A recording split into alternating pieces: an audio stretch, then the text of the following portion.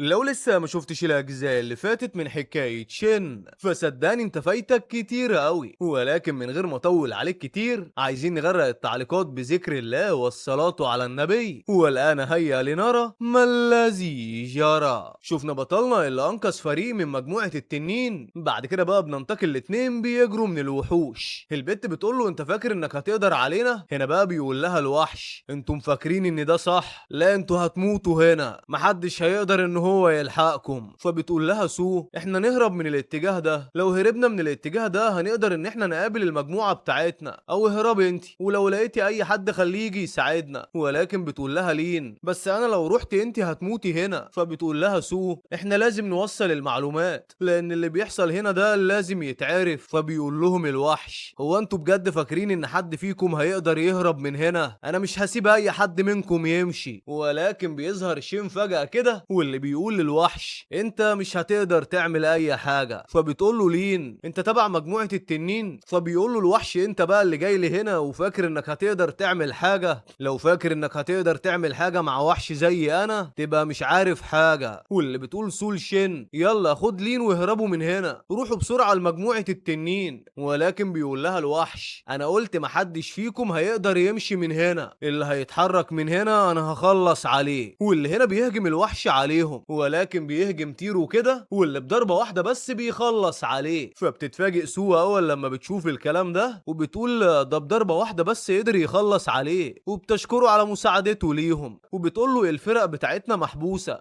ودلوقتي الوحوش هيخلصوا عليهم، انا عايزاك تروح مع لين للنقابة وتعرفهم وهروح انا للفرق علشان انقذهم. فبيقول المعلم شيل تيرو روح انت مع لين للنقابة وانا هروح مع سو لمكان الوحوش، عايزك تروح لتشين وتعرفوا كل حاجة هنا، انا بقى هروح مع سو علشان نخلص على الوحوش. واللي بالفعل كده بيروح شين وسو لمكان الوحوش. واللي هناك بتقول له سو في المكان ده عدد كبير من الوحوش موجودين كتير قوي واحنا مش هنقدر ندخل المكان ده بالقوة، بس انا عارفة طريق مختصر نقدر ندخل منه. فالمعلم شين بيقول لها طيب وليه نعمل كده؟ انا هتصرف. بيقوم شين كده علشان يروح للوحوش واللي بتبقى لين خايفة جدا وبتقول ده لو راح هيموت اكيد مش هيقدر على الوحوش دي كلها. هنا بقى بيشوف الوحش شين كده وهو بيقرب عليه واللي بيروح لشين وبيقول هو ازاي في بشري بيقرب من المكان هنا؟ فالمعلم شين بيقول له سلمني كل الاشخاص اللي عندك. واللي بتبقى لين مش عارفة ازاي شين رايح للوحوش كده، ده كمان مش خايف منهم، لا وكمان بيقول لهم سلموني الاشخاص اللي موجودين عندكم. هنا بقى بيقول له الوحش انت جاي لي هنا وتقول لي كمان خرجهم؟ انت عارف انت موجود فين يالا؟ انتوا مجموعة التنين كلكم كده ايه مفيش حد فيكم قوي؟ فبيقول له شين انت لو ما سلمتنيش المجموعة اللي جوه دي انا هخلص عليك. فالوحش بيقول له نعم تخلص على مين؟ انت فاكر انك هتقدر عليا صح؟ يا ابني انت ما تعرفش قوتنا عاملة ازاي. واللي بيقول للوحوش يهجموا عليه. هنا بقى بتقول لين الوحوش اللي واقفين دول قوتهم كبيرة ومش هيقدر عليهم. هنا بقى بيهجموا اتنين من الوحوش على شين واللي بيديهم شين كده ضربة واحدة بيخلص عليهم. فبتتفاجئ لين طبعا اول لما بتشوف كده واللي بيقول الوحش هو انت ازاي ضربت اتنين بضربة؟ انا هخلص عليك يالا. واللي بياخد القوس كده من واحد من الوحوش وبيضرب السهم على شين، فبيهجم شين بقوته كده على السهم ده بيضربه بيدمره. واللي بيبقى الوحش هنا مش مصدق اللي حصل ده واللي هنا بيقول هو ايه ده ازاي بضربة واحدة بس عمل كل ده؟ فبيقول له شين انا بقى هوريك اللي انت بتعمله ده، الاول بس عندك شخص تاني كده عايزه يتضرب ولا انت اللي هتتضرب لوحدك؟ بعد كده بقى بنروح للسحالي دي واللي بيبقوا جايبين مجموعة التنين علشان يضحوا بيهم، ولكن بيبقى الساحر بيعمل الطقوس كده علشان يستدعوا الكائن القوي. هنا بقى بيقول واحد من الجنود ايه يا عم القائد هو احنا هنموت على ايد الوحوش دول ولا ايه؟ ولكن هنا بيقول له القائد ما تقلقش مجموعة التنين اكيد هتيجي تنقذنا. هنا بقى بيقول لهم كده واحد تاني احنا عارفين ان الوحوش دول مش هيسيبونا. بعد كده بقى بيجي واحد تاني من الوحوش واللي بيكون خايف وبيقول لهم احنا لازم نوقف الشخص ده لان لو ما وقفش عند حده هيخلص علينا. هنا بقى بيقول لهم القائد هو مين اللي عمل فيهم كده؟ فبيقول واحد منهم دول اكيد مجموعة التنين جايين علشان ينقذونا. وبيبقى شين بقى قدر يضرب الوحوش اللي بره كلهم وكمان بيبقى مفيش حد قادر يقف قدامه. هنا بقى بتقول لين هو ازاي قدر يخلص عليهم كلهم؟ بعد كده بقى بنروح للقائد تشين واللي بيتفاجئ اول لما بيعرف ان شين دخل الغابة لوحده، هو ازاي يدخل لوحده كده؟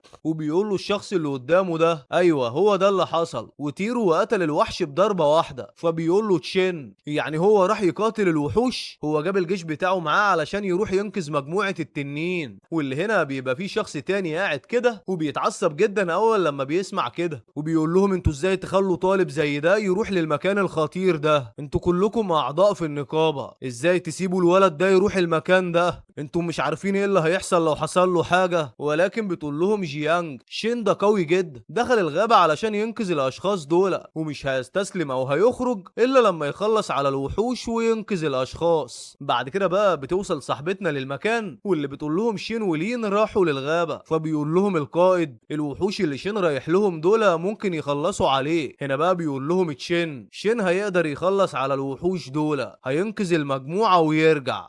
هو انتم عارفين الموقع بتاع الوحوش؟ فصاحبتنا دي بتقول له ايوه انا عارفة مكان الوحوش. فالمعلم تشين بيقول لهم يبقى احنا لازم نروح لهناك، احنا هنبعت لهم فرق علشان تنقذهم. بعد كده بقى بنروح للمعلم شين، واللي بيدخل كده وسط الوحوش، وبتبقى سو مش مصدقة اللي بيحصل ده، وبتقول هو ازاي ماشي وسط الوحوش كده ومفيش ولا وحش قادر يقرب منه. بعد كده بقى بيجي اقوى اتنين في المكان، واللي بيقول هنا هو ايه اللي خلى الشخص ده يدخل لهنا؟ وفين الحارس اللي واقف بره؟ فبيقول لهم شين انا خلصت على الحارس اللي بره. فطبعا بيتفاجئوا اول لما بيسمعوا كده. هنا بقى بيقول لهم انتم هتسيبوني ادخل ولا ايه؟ فبيقول له الوحش انت ازاي تقول كده؟ انا هخلص عليك، انا مش هخلي فيك حته سليمه يالا. واللي هنا بقى بتنادي سو على شين وبتقول له خلي بالك من نفسك، دول اقوياء جدا. وبيستخدم الاتنين قوتهم هنا كده، وبيقول لهم شين انتم بقى عايزين تهجموا عليا انا؟ واللي هنا بيهجم الوحش على شين وبيقفل على شين بالاقفال. فبيهجم شين كده على الوحش، واللي بيديله ضربه قويه بس بتقطع له جسمه. بيقدر انه يخلص على الوحوش، ومحدش عارف ازاي شين قدر انه يخلص على الوحوش. بيجري واحد من الوحوش كده على الزعيم بتاعهم وبيقول له الحقنا يا زعيم، في شخص بره هجم علينا وبيخلص علينا. هنا بقى بيقول لهم الزعيم يعني شخص واحد بس هو اللي مخليكم خايفين كده؟ والحرس اللي موجودين بره فين؟ فبيقول له الوحش الحرس اللي بره ماتوا كلهم. فطبعا بيتفاجئ الزعيم اول لما بيسمع كده، وبيقول له نعم الحراس ماتوا؟ انا هوريكم الكائن اللي عايز اخرجه ده هيعمل ايه في اللي فاكر نفسه قوي ده. انا عايز الحرس اللي بقوا كلهم يروحوا يحرسوا المكان، مش عايز اي حد يوصل لهناك. فبيروح المعلم شين ومعاه سو علشان ينقذوا مجموعة التنين. واللي بتفرح البنت لما بتشوف القائدة لين. هنا بقى بيقول الولد ده مين اللي مع القائدة ده؟ فبتقول البنت هو ده ممكن يبقى هو اللي عمل كل ده. فواحد من اللي معاها كده بيقول لهم لا اكيد مش هو اللي عمل كده، يعني هو يقدر يعمل كده مع الوحوش؟ اكيد القائدة هي اللي عملت كده. بعد كده بتروح المعلمة دي وبتحرر القائد. واللي هنا بقى بيقول لها القائد هو فين الرئيس؟ فين الباقي اللي معاك؟ فبتقول لهم مفيش اي حد جه. فطبعا بيتفاجئوا اول لما بيعرفوا كده، وبتقول لهم لين احنا لما وصلنا لهنا شين هجم على الوحوش، هو اللي قدر يخلص عليهم ومحدش من الوحوش كان قادر يقف قدامه. هنا بقى بيقول لها القائد انت مش بتهزري صح؟ هو ده اللي قدر يهزم الوحوش دي كلها؟ فبتقول له لينا ايوه هو اللي قدر يخلص عليهم واحد واحد، ومفيش ولا واحد من الوحوش قدر يقف قدامه، محدش دخل معاه في اي قتال. واللي بيبقى الساحر متضايق كده وبيقول ازاي البشر يعملوا كده؟ انا هوريهم لو قربوا من المكان ده. هنا بقى بيخرج الساحر ده الشبح، واللي بيهجم بيه على شين. بيعمل المعلم شين درع كده واللي بيحمي بيه نفسه من الهجوم، واللي بعد ما بيخرج من الدرع ده بيهجم كده بالسكاكين على الساحر بيخلص عليه. هنا بقى بيتفاجئ واحد من مجموعة التنين، واللي بيبقى مش مصدق ان ده حصل. هنا بقى بيقول لهم شين يلا تعالوا معايا، واللي بيروحوا بعد كده كلهم كده مع شين، وبيشوف القائد اللي حصل في الوحوش. واللي طبعا بيتفاجئ وبيقول ده ايه ده؟ ازاي الولد ده عنده القوة دي كلها؟ ولكن فجأة كده بيظهر الزعيم قدامهم وبيقول لهم ايه انتوا عايزين تمشوا كده من غير ما تعرفوني؟ فطبعا الكل بيخاف منه. واللي هنا بيقول واحد من مجموعة التنين هو احنا هنقدر ازاي نواجه الوحش ده؟ ده قوي جدا، محدش فينا هيقدر انه يدخل في قتال معاه.